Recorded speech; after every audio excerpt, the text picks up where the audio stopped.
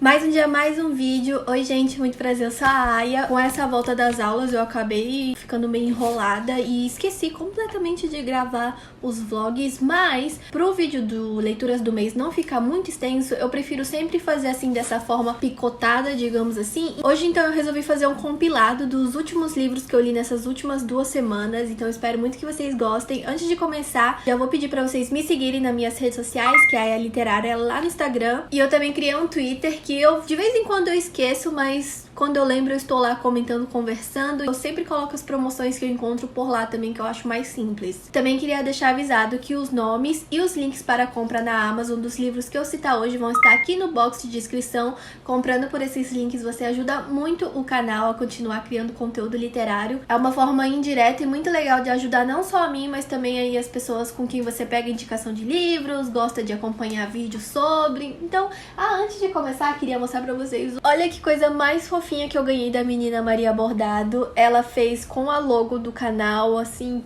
Ai, gente, muito fofo, e botou esses detalhes aqui no canto. Aí eu vou deixar aqui pra vocês ficarem vendo. Eu tenho que pendurar. Fica.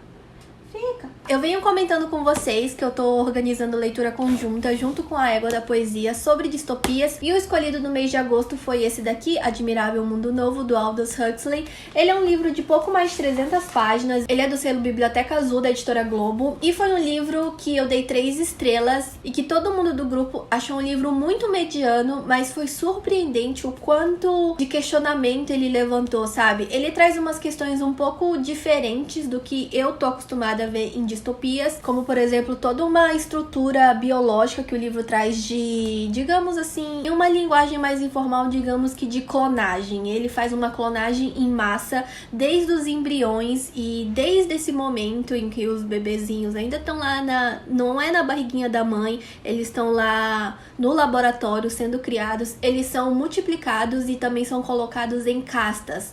Cada casta tem a sua cor, suas funções, seu lugar na sociedade, assim como, né, a nossa sociedade, que coisa. E aí, desde pequenos, eles são condicionados a viver uma espécie de liberdade e uma espécie de felicidade. Digamos que ela é manipulada. Os personagens aqui nesse universo vivem felizes, não conhecem doenças, não têm família, porque daí isso faz com que eles não se preocupem, não têm o hábito de criar laços de amizade. Isso faz também com que eles não se preocupem, estejam sempre felizes. Aqui no livro também existe a distribuição de uma droga chamada Soma, que é dada diariamente aqui aos personagens, seja das classes inferiores, seja das classes superiores, que faz com que toda a angústia que eles estiverem sentindo no dia desapareça magicamente. Então meio que cria essa bolha de ilusão. E aí vai ter um personagem aqui que é o Bernard, não Bernard.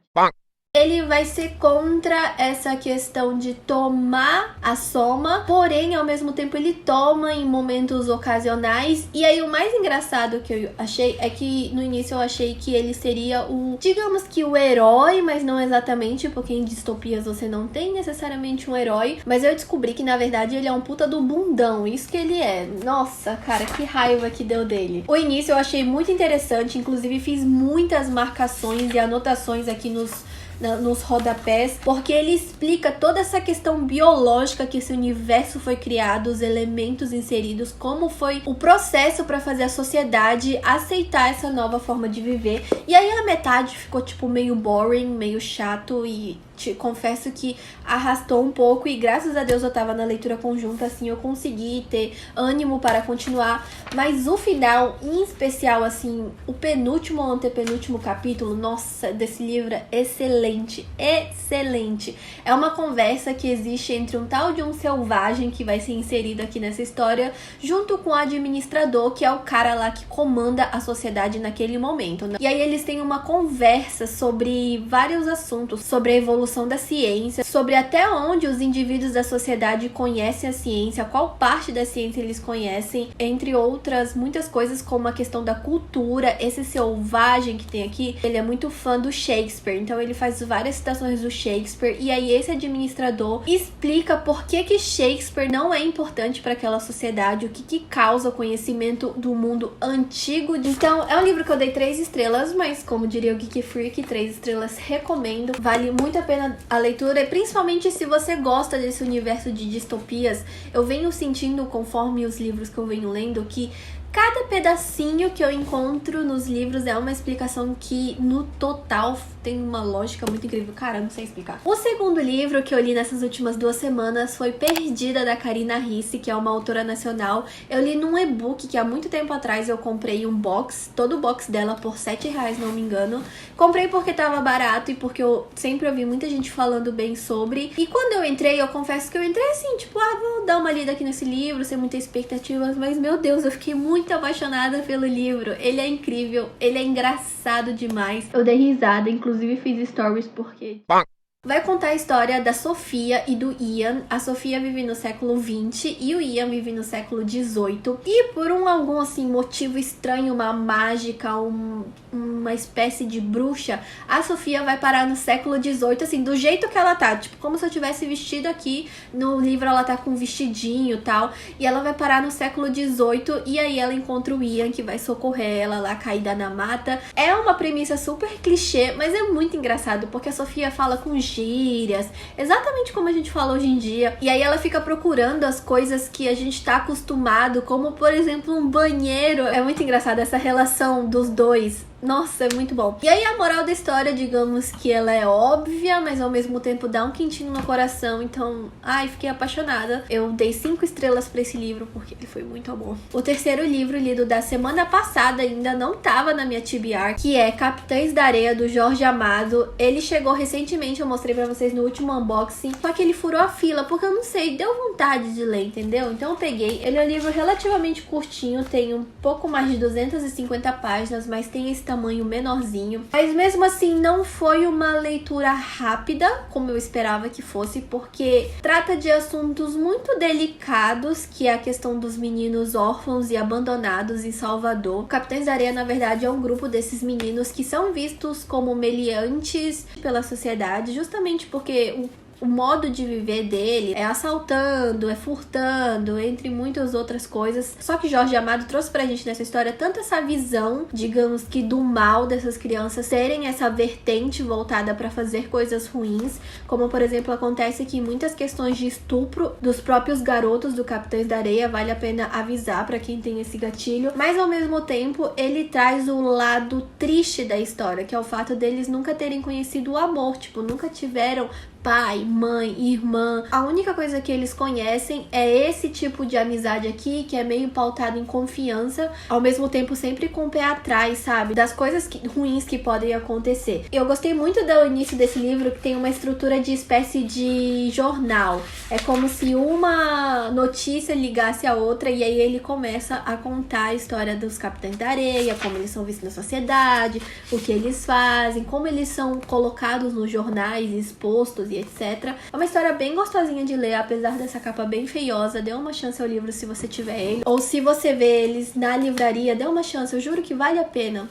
Não sei. Eu dei 4 estrelas pro livro, porque eu achei triste. Agora vamos para os livros lidos dessa semana. O primeiro livro da semana foi A Rainha Vermelha. Eu tenho que fazer assim com a capa, porque senão fica refletindo. Esse livro aqui, que é o primeiro da série, são 5 no total. Eu confesso que eu comecei o livro esperando não gostar dele, porque depois do meu vídeo de unboxing, que muita gente me alertou, eu amei a história. Eu dei 4 estrelas pra ele. É fantasia, não é um gênero que eu tô acostumada a ler, então assim, tem muitas coisas que eu fico meio perdida, meio não entendo. Daí eu lembro que é fantasia, então é assim mesmo, eu só tenho que aceitar como as coisas são, não precisa ter uma lógica real nas coisas, sabe? É um universo de pessoas com poderes, e cada classe, digamos assim, tem uma cor que a representa. E os prateados são os mais tops, assim, são inclusive a família real aqui do livro, são os prateados, e os vermelhos são tipo assim, os que sofrem lá a pobreza, a miséria, maus tratos. É a parte da população que tem que ir pra frente de batalha nas guerras. Existe o esquema de todo jovem que completar 18 anos e não tiver um trabalho fixo, eles têm que estar em espécie de aprendizado com algum mestre. Se eles não tiverem inseridos em nada, eles são enviados pra guerra automaticamente. Então aqui a gente vai ter a personagem principal, que é uma vermelha, e sempre viveu de pequenos furtos, porque chegou uma idade da vida dela que ela descobriu que ela não ia conseguir ser discípula de nada, nem aprender nada, e que ela ia pra guerra, aceitou. Então ela começou a fazer pequenos furtos pra deixar um dinheiro ali pra família se sustentar. E aí, ao mesmo tempo, a gente vai ter aqui a família real, que vamos ter 2 príncipes. Um está destinado a se tornar o próximo rei aqui do... Eu acabei de ler o livro, eu já não lembro mais do nome lá do lugar.